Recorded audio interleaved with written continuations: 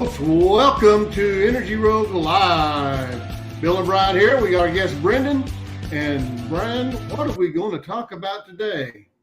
So we're going to talk about natural gas, where we are, where we're going, and we're going to finish off with a special feature with Prestige Weather.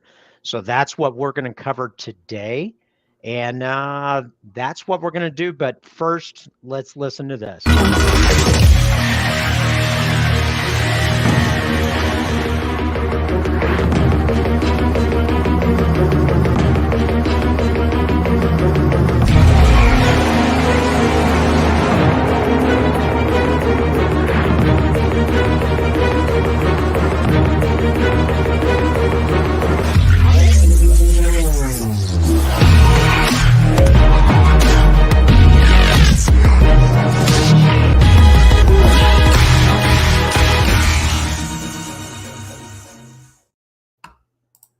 Hey folks, listen, we're here today and we're going to be talking about natural gas. You know that natural gas, it's that product that keeps you warm in the winter, that uses process heat, drives that steam, and even makes electricity. I mean, it's a wonder product. Sometimes I wonder about it myself. Brian, what are we going to talk about on natural gas? Because it's been up and down this week. It certainly has. So listen, let's first start off. And if you have any questions along the way, just drop us a comment. We will get to the questions along this. We are going to target about 30 minutes, but we will stay on if there's questions along the way. So be sure to ask questions if you've got them. If you want to leave a comment after we've gone live, we will try and get back to you. So let's first talk a little bit about where we are on the supply side of the equation. This is part of the reason that natural gas has had a hard time on the up side of the equation. It's been struggling a little bit to get up above 350. It went up there and it came back down to 3 and it came back up. So where we are on production, let's actually take a look. We're at 102.4. And let's go to production and take a look at the supply side of the equation. So on the supply side, this is, let me take off imports. Let me take off this. And here's what we're looking at for 2022 to 2023. Part of the reason that natural gas has had a hard time being bullish is because this run from 2022, we went all the way from the mid 90s on production up above 100 at the beginning of the year. And we have kind of eked up a little bit, but let's be real about something. This is a 3% gain on an annual basis. So a lot of people are looking at the new production records, but when I take a look at the last year, that doesn't look like a lot of growth to me. So, and there's a reason why, and we'll get to that, but part of the reason that natural gas has a hard time is because on the production side, we've had new production highs. So on the demand side of the equation, where we currently are, in November 2nd, we are going to have a EIA weekly update tomorrow, which is going to be 2 weeks worth. And on the production side, we're up to 108.9 BCF a day. Let me go back to this one. Let's go to the demand side of the equation. So 108.9, electric demand is super high for this time of year. Residential demand is eking up. That was around 20, and it's eked up to about 24. Industrial demand has started to tick up. LNG exports, which we're going to talk a little bit about later, are close to their arbitrary max, which is about 14.5 BCF a day, I think is the max output. Pipe fuel, it's always going to be around there. And our Mexico exports have continually been around 6. But let's take a look at each one of these. And Bill, any comments on production before I dive into this? Well, I think production has been following the rig count. I mean, production is always lags behind rig count. So I think you can follow the rig count and keep up with where production is going to be. There are some who are touting the rig efficiency. And what rig efficiency means is that they get more gas per rig or get more oil per rig, depending on what they're going for. And I think we've seen some rig efficiency, but I don't think it's the whole explanation. So I think what we'll be seeing is we'll see the demand. We show that it's down a little. I mean, not a lot. I mean, we're in a shoulder month, so as November begins to get colder, and Brendan will talk about this a little bit later. As it gets colder, we're going to see the demand pick up. Winter has not really even started yet, so I think we need to be prepared for seeing some volatility in the gas price. So one thing before we talk about where we are on the week for demand, again, production, we're setting new highs. We're going to touch on that a little bit later on what we see on the future for production, which is dramatically different than a lot of analysts. On the consumption side, I wanted to step back through over the last 20 years. We continually are setting new highs in the winter and new lows in the summer, or new higher lows and higher highs. I said that wrong. So when we're looking at winter, you can see the tops of the winter forecasts mean a lot. In 2021, 2022, we had a very cold winter, and as a result, 2022 is when we took a run at Henry Hub being at close to $10. Did we touch on $10, Bill? I think we stopped just short of $10, like $9.70 something. Okay. But you can see that we're already on track to supersede last December. That's based upon a forecast. And last January, a lot of this is going to depend on weather, because if we look at the residential demand, this is a summer weather pattern. And in the summer, residential demand is low, and in the winter, it's high. But the electric is what's interesting to me. We continually set higher lows in the winter on electric demand, and that's a little understated, which means, yes, we're at higher highs, or that the highest production level that we've had in history. But when we cover storage, you're going to see we need it, and we're not keeping pace to stay on track. So let's take a look at Mexico exports. That's continually going up. LNG exports, that's been a case of dramatic growth, because that gets into the international. We're not going to touch on international. Industrial and residential, these are probably the most stable on the summer-winter split. So if we look at demand, a lot of this is going to depend on weather, which we're going to talk with Brendan at Prestige Weather towards the end of the equation. But when we break it apart, production is at the highest highs. Demand looks on track to be at least average, maybe greater than average. And again, we're going to talk with Brendan a little bit later. Now let's look at storage.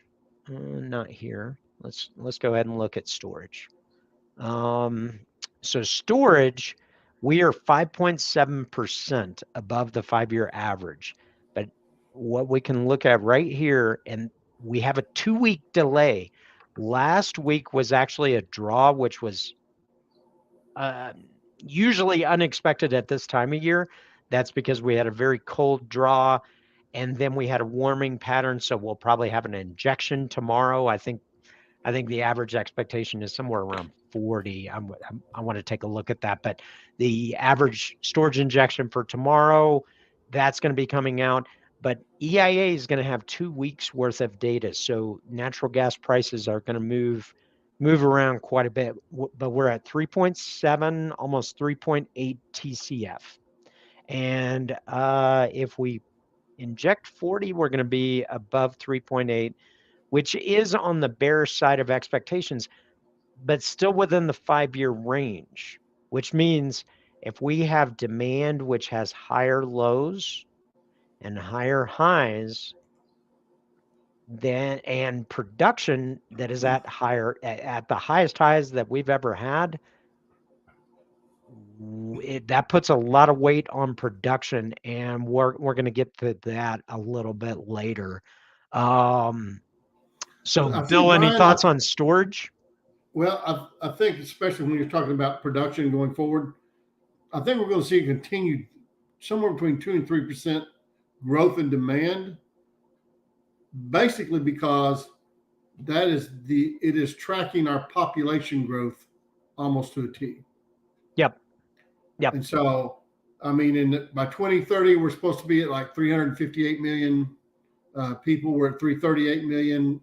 You know, we're looking at about a 3% growth the whole time of population. That is your demand, at least in the residential. I think the big thing that's going to come up is going to be whether or not how much we grow on the manufacturing side, with Europe losing some of their manufacturing and it coming here because of the low cost of energy, right, in the United States.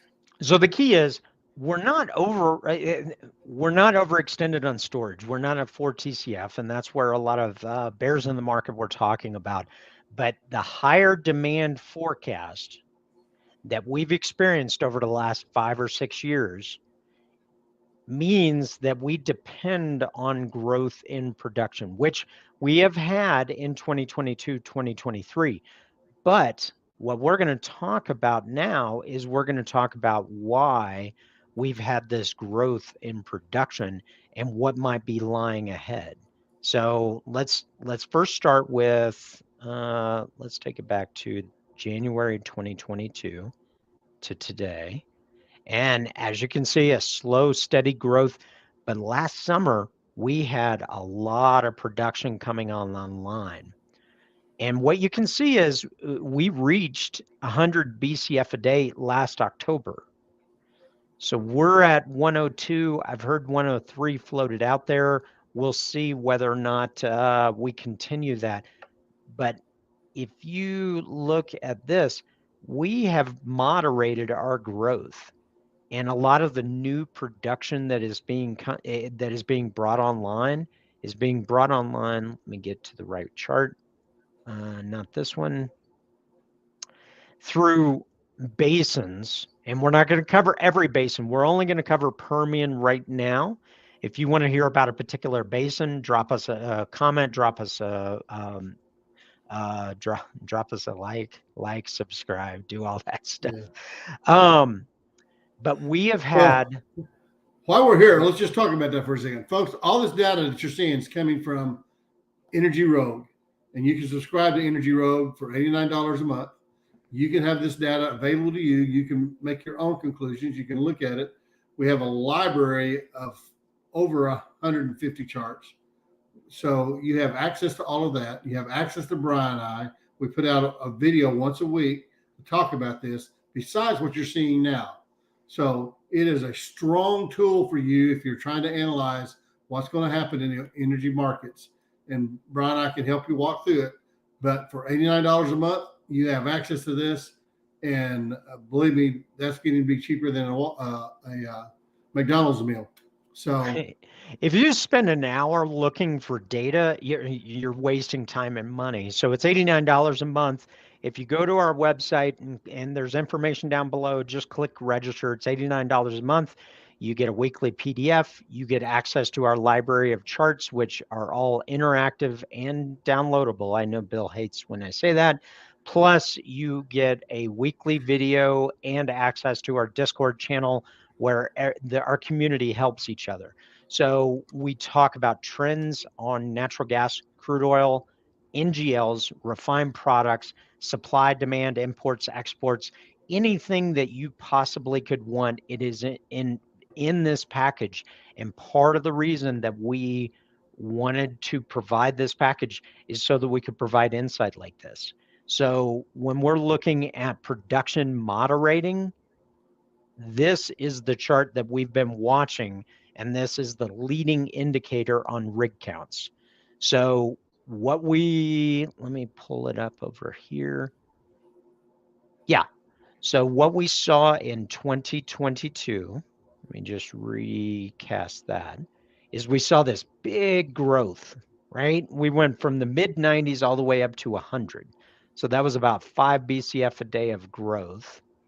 And that is because we were adding rigs at an unprecedented state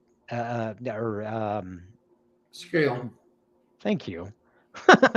Can't talk today. So in Scale is a real 2021, word as opposed to downloadable, which I am not sure is a real word. Are you trying to start a fight? No, I'm simply stating. so we are approaching Thanksgiving. We're not going to do a live cast before Thanksgiving. So happy Turkey Day, and be sure to watch Planes, Trains, Automobiles. That's one of my personal favorites. That and Freebirds. Freebirds is another good one. But in 2021, we went from 488 rigs all the way up to 784. And let's see, we started peaking in September and an absolute peak in January. And that is the reason that we went all the way, let's take it back, all the way from the mid to low 90s, all the way up over 100. But then what we don't see is this is what we're looking at right now. We have dropped so many rigs. There has been an increase in rig efficiency. But So what you're saying is, so what am I so saying? What are you saying, Brian? What am I saying? What? You're going the wrong way. Yeah, well, the thing is that the market has been responding like plentiful supply is always going to be there. He says we're going the wrong way. Oh, he's drunk. Yeah, so we think a big change is coming. Right now, we're at 102, maybe 103 BCF a day. Most of this is due to a masking effect on the net change of production. The Permian is losing steam, but we did have a big portion come online with Permian Express and Whistler. And the fact of the matter is that the drilled and uncompletes are at the lowest levels. All these charts are available in our platform, $89 a month. And we will see 100 BCF a day or less in the next 6 months. The rig efficiency will not pass for that. Am I missing anything, Bill? No, the rig efficiency can't make up for 200 rigs missing. And that's where we're going to be. Right. And let's take one last look at. And the other side of that is, Brian, is that in order for us to start growing from here, we can't go back to the same level. We're going to have to go higher than we were before. So we can't go back to 750. We're going to think that that's going to solve everything. In order for it to get up to that volume again, we're probably going to have to go up to somewhere around 800 to 850 rigs. So one of the other things, and maybe that's a strong statement, we're going to be below 100 BCF in the next 6 months. And that is based upon our analysis of this. We're not financial advisors. Do not accept this as financial advice. Do your own research. All the disclaimers are down below. But if production is set to decline, we've discussed residential, industrial, commercial, and electric. Those demands have been set at a higher pace. What is also brewing is in the next 8 months, 9 months, we're going to have over 2.5 BCF a day of incremental LNG capacity coming online with Golden Pass and Plaquemines. And so we're going to increase the potential or the access to export additional. And if you look at TTF and JKM, those are $16, $17, $18. So the economics are there to ship. So all that being said, we have increased demand on our base, increased export capacity, production is set to falter. Now this winter is when people Brian, you left out the Canadians. Oh, the Canadians have an additional 2 BCF a day that is coming online.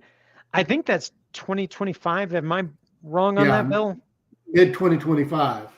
But what that means is that's 2 BCF that does not come to the U.S. as imports.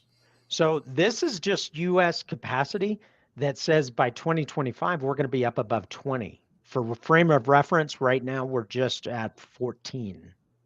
So we're going to add another 6 BCF a day. That means in the past year we've added 3 BCF, an additional 6 BCF a day, plus additional in Canada, plus additional in Mexico.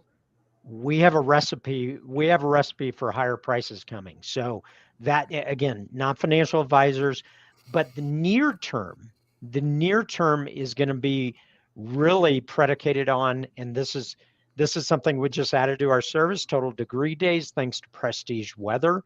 These guys, everybody can go grab the NOAA 6 to 10, 8 to 14, which is looking kind of blue. So that's kind of good for natural gas bulls out there. But a lot of this is going to depend on what the weather looks like for the winter.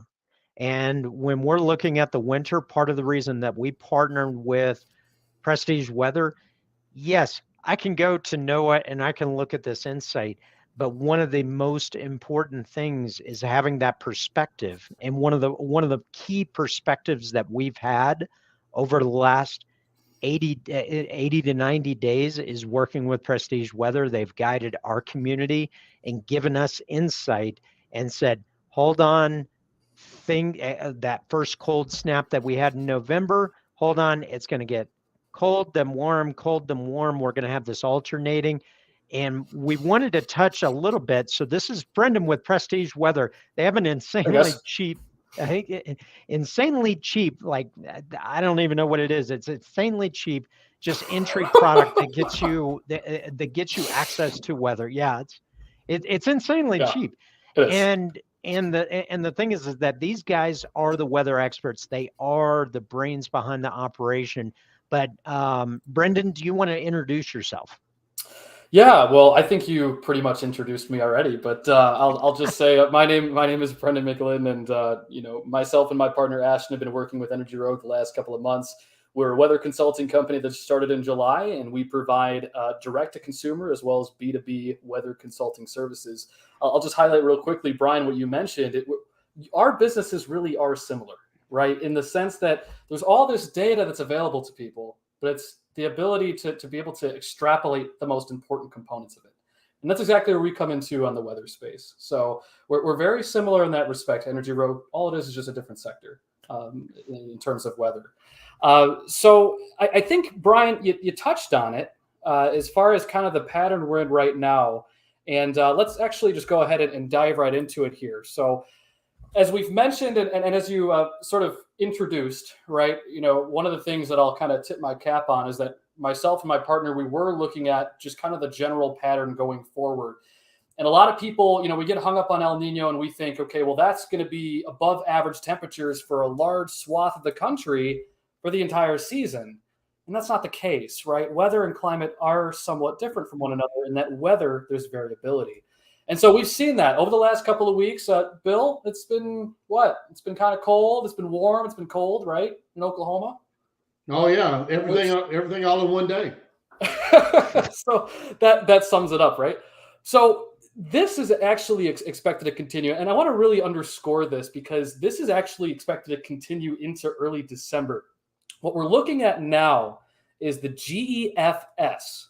This is just taking 18 different of these weather models and averaging them out. And this map in particular is the jet stream. So what we're going to do is let's just kind of establish what we're looking at. We have a broad area of high pressure that's encompassing this part of the country, the South Central United States, the Midwest. We're all dealing with 60s here in Chicago. Can't complain. And I know a lot of us in the South Central United States are also well above average.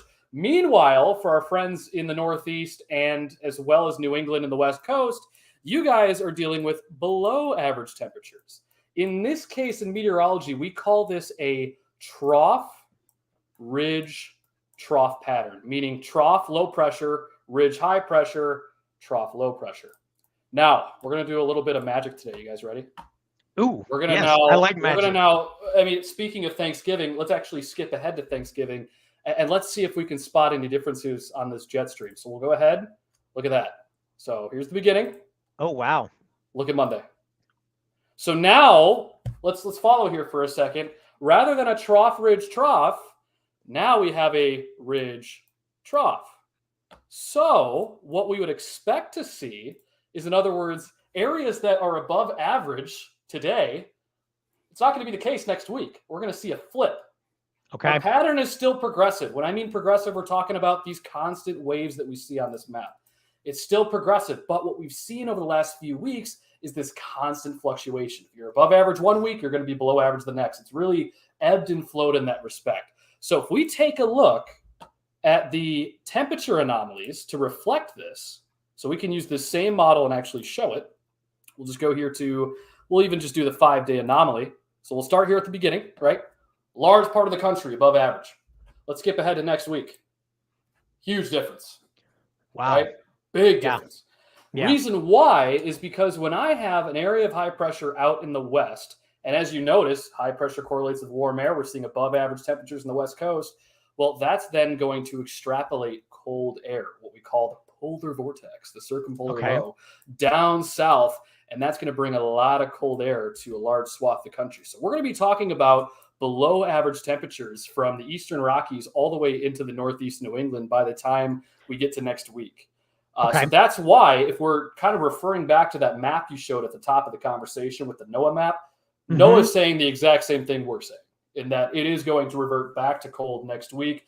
I'll also add one little tidbit here. Northeast New England, we are keeping an eye. There could be a significant winter system, our first really significant one of the year, to affect this part. So the upstate New York region, even back towards Erie, Pennsylvania next week. Still could change, but that also has implications too as far as temperature and whatnot. So you're saying that's looking like snow for Thanksgiving up there? Maybe we shall see. Okay. Yeah. Now let me ask you. So you've talked a little bit about what's ahead of us in a short-term perspective. Sure. A lot of what we try and take a look at is kind of the longer-term perspective, and for that perspective, we really want to take a look at. Let's see what January prices are: 332 and 326 for January and February. So part of what we're talking about is could it hit $4? And there is a cognition in the energy industry, and specifically in the energy trader space. El Nino means warm. We're going to have a warmer than normal winter, and that's bearish. So we're never going to get to $4. That is kind of in the cognition. What is your gut response, or how would you respond to that when you're taking a look at not just November, but all the way to March or even potentially April? And what does that look like from a weather side of the equation? Sure. And I'll even start by kind of resorting back to our previous prediction, just I think last month, or actually when we first started working with you guys. And that is, we were expecting a winter of two halves. The first half with December being above average. Once we then get to the second half, January, February, below average. Overall, if we take this whole season as a whole, we would expect to see above average temperatures for a large swath of the country, with a lot of even the precipitation being towards the south. However, as we see on this map, this is taking a look at just the CFS month by month as a climate model. I want to preface to everybody viewing and watching, we have looked at other models besides this one. This is not necessarily an anomaly. So as we go into December, we're seeing above average temperatures for the lower Great Lakes all the way up through the upper plains and the Rockies. For an El Nino, this is not something that's out of the ordinary. It would not shock me in the slightest to see mostly above average temperatures going into December. However, going back to the original prediction, which is sort of actually still staying on par, look at what happens to January, February. Now we're starting to get here it is. So now you have the East Coast, the large population centers being well below average, also lingering back to the lower Great Lakes and places like Texas. Meanwhile, the Rockies still stay slightly above average. I want to preface one thing on the Rockies, Brian. Okay. Keep in mind that we have a pretty solid snowpack. And when we have a snowpack, that does lead to colder air. It sort of works as an AC unit, essentially. So it really, might be a little bit aggressive on even the Rockies. It could even be slightly cooler, still rather above average. But overall, the trend still stands based on our previous prediction. We haven't changed that at all, which is still that the first half above average for a lot of those population areas in the east and central United States. Once we get to January, February, that's where we're going to start to see more of that pattern correction to where more of that below average winter-like temperatures begin to sink in for a lot of us. So essentially, so if I'm translating all that in my head, tell me if I'm wrong or right here. Sure. When you look at it, would the El Nino would equate to a warmer than normal winter. That's not by much. If what I'm looking at is accurate, it's like, yeah, maybe it's modestly warmer. Is there a possibility when you extend past March that we may have a lingering cold effect? Well, actually, that's the interesting thing. It's not extended on this one per se, but what I can tell you in looking at this same model, if you go beyond February and say March and April, we start to see El Nino teeter off to more of an Enso neutral, meaning their jet pattern is, I guess, quote unquote, neutral would be kind of a lack of a better term. Okay. And with that, you actually have a return to above average temperatures. So sort of like what we saw in December, you start to see more of that reemergence again early. So it's sort of a second half of the winter below average, but then what I've seen very consistently is a sharp cutoff to where it cuts off right at the beginning of March and then resorting to an earlier spring. But that still remains to be seen. No, that makes a lot of sense. Hey, Brendan, I got a question. You know, when we first started talking about this with you, several weeks back, we were talking about how we calculated the average. When we first started talking to you, it was 1980 through 2010. But then you were telling me this last week that they've updated that. Now it's 1990 to 2020. Is that correct? That is correct. So there are So when you did that, did you see the average change, the actual temperature change up or down at all? Well, let's preface. So there are some models, like right now, the new, I guess, 30-year average would be 1991 to 2020, like you just referenced. If you notice in the bottom left-hand corner, though, a lot of the models we pull from via WeatherBell and all the different solutions out there, some of which and most of which are still using 1981 to 2010. Like the climate models still are using that. There are other models, though. I believe the European GFS, I want to say even the NAM, some of the more medium range guidance that has reverted to that climatological average. So it's not every model has got in on the 30-year, the new updated one. So again, this one that we're referring to on the climate is referring to 1981 to 2010. If I pull up the GFS, let's see here. It doesn't list it, but I do know that some of the medium range guidance, like the GFS, Bill, is pulling from the latest 30-year average. Okay. So this is still 1981, 2010, what we just looked at. So when you look at those two time slices, do you see one period being a warmer or colder, or is that too simplistic of a question? Because it probably depends on, well, when are you talking about and where are you talking about? I know I'm asking probably a caveman question. You're good. You know, I think it's a fair question, right? Because I mean, I think all of us here could draw this sort of hypothesis that, well, if I'm using the more recent 30-year average, as we all know, I mean, we could argue that weather has become a lot more variable even in the last 10 years than the last 30. Right. Is that factored in on this average versus the 1981? I would make the argument that you would have to actually shrink down that 30-year average to really see a change. From what I've seen, just subjectively, interesting. It's not as clear. But I would say if you shrunk it down, even in the last 5-10 years, you might see a little bit more of a stronger correlation there. But that's just a subjective point of view. Keep that in mind. It's not really. All I've got in my mind right now, Brian, is watching my TV weather, and there's a caveman out there trying to tell me what the weather's going to be. That's me, Bill. That's me. There you go. So how'd you know? I'm gonna hijack and I'm gonna hijack for a second and get back to our core topic. Is natural gas going to hit $4? And I think the question is yes. And the only question is when. When you look at the futures contracts, next December is already above $4, but that's a year from now. So this winter, you're at 332, 326. It is going to take a lot. And if we're interpreting the weather on this warm, cold, natural gas is probably going to be pretty choppy over the next 30 days. And by mid-December, we should start seeing forecasts that really talk about the colder than normal on January, February. And that's actually when I see the likelihood that we're going to be above $4. I do have an end of year target, and my end of year target is north of $4. If you want to find out what it actually is, you can join and sign up below. We'd love to see you inside.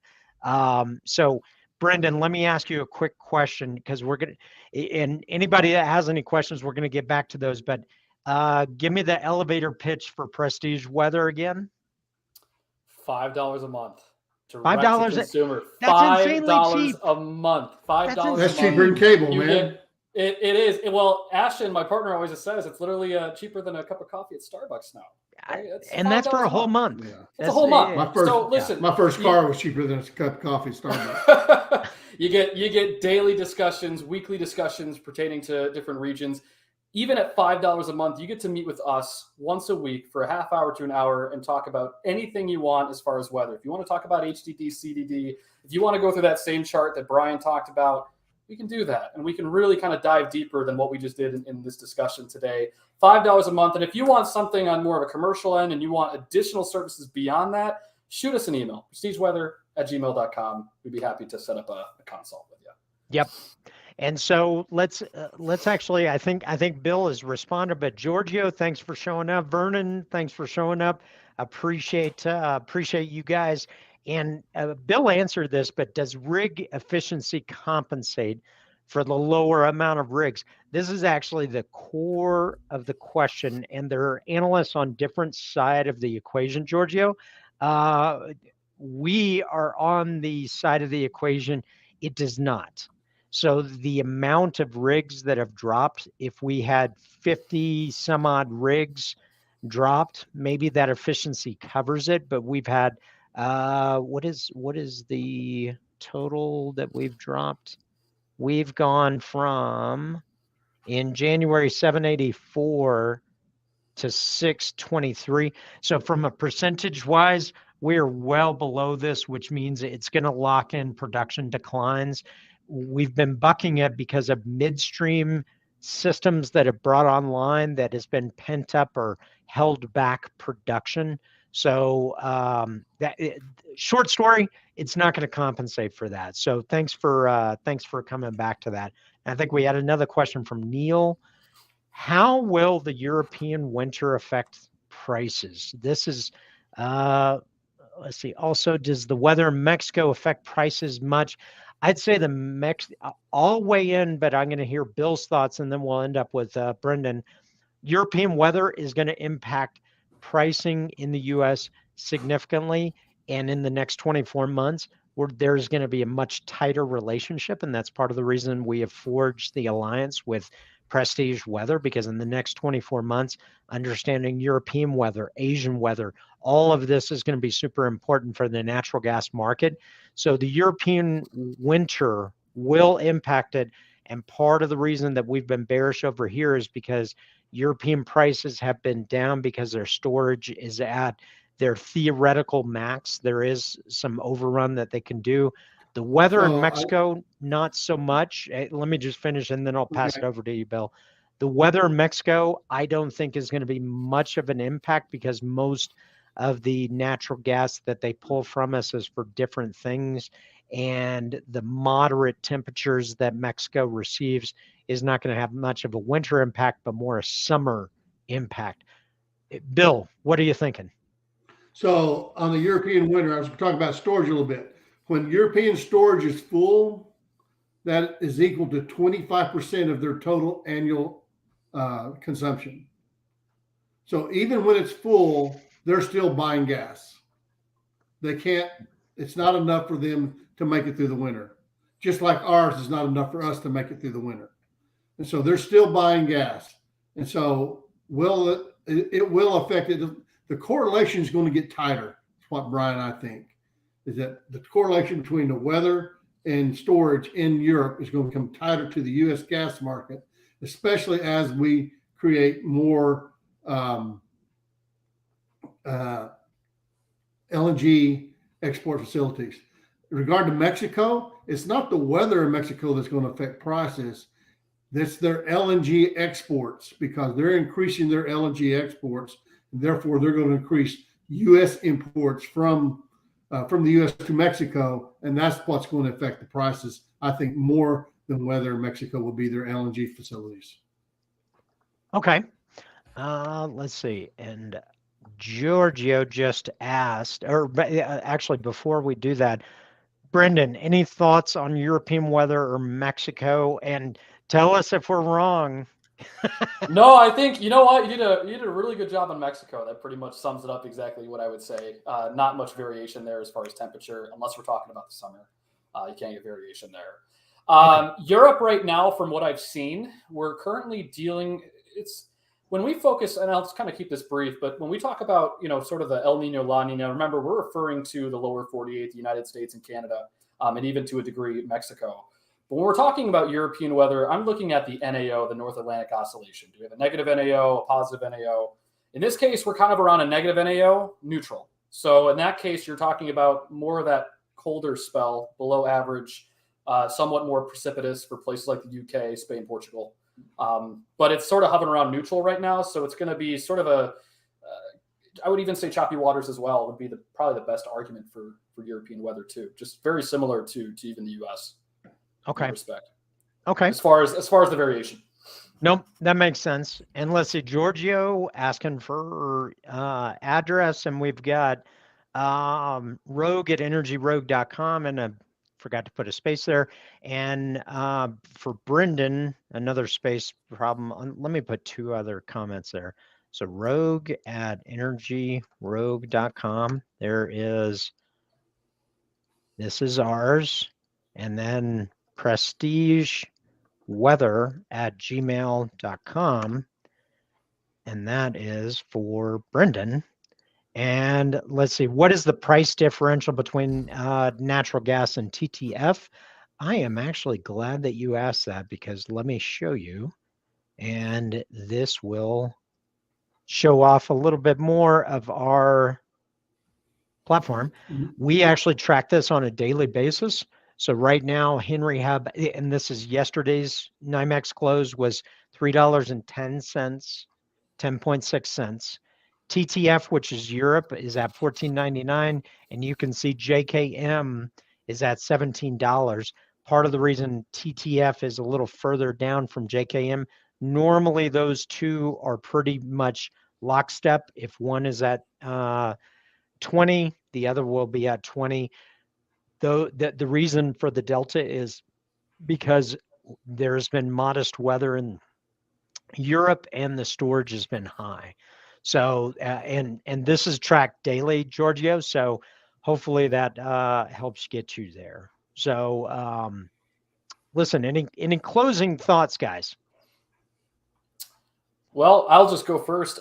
We have Thanksgiving coming up next week, and to get all the pleasantries out of the way, thankful for you, Brian and Bill, for working with you. It's been a pleasure thus far, and a bright future ahead. A lot of great things coming. So always appreciate coming on these streams and speaking to you guys, you both as well as the viewers. It's been awesome. Love sharing anything to do with weather, and also tying it back into nat gas energy, and also talking about whether or not Bill can go in a swimming pool in the backyard.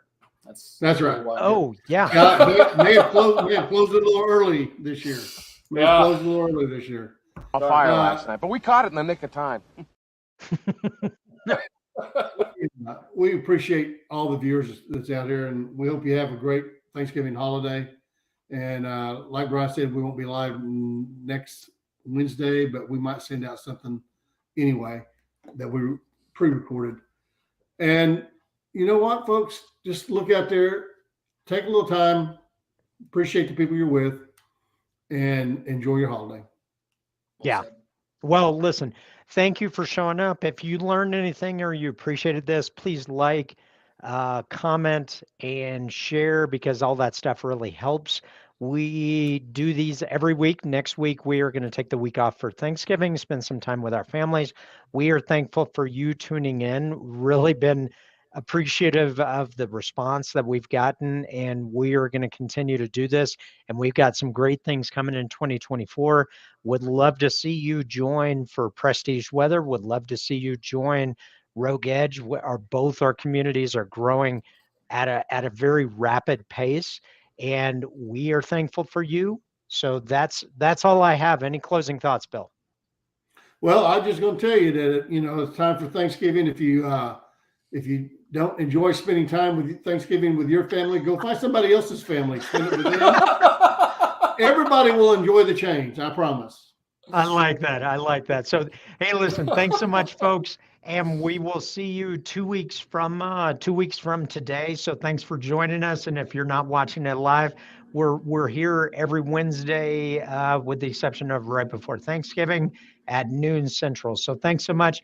Hope you have a fantastic holiday, and we'll see you soon. Thanks, Brandon.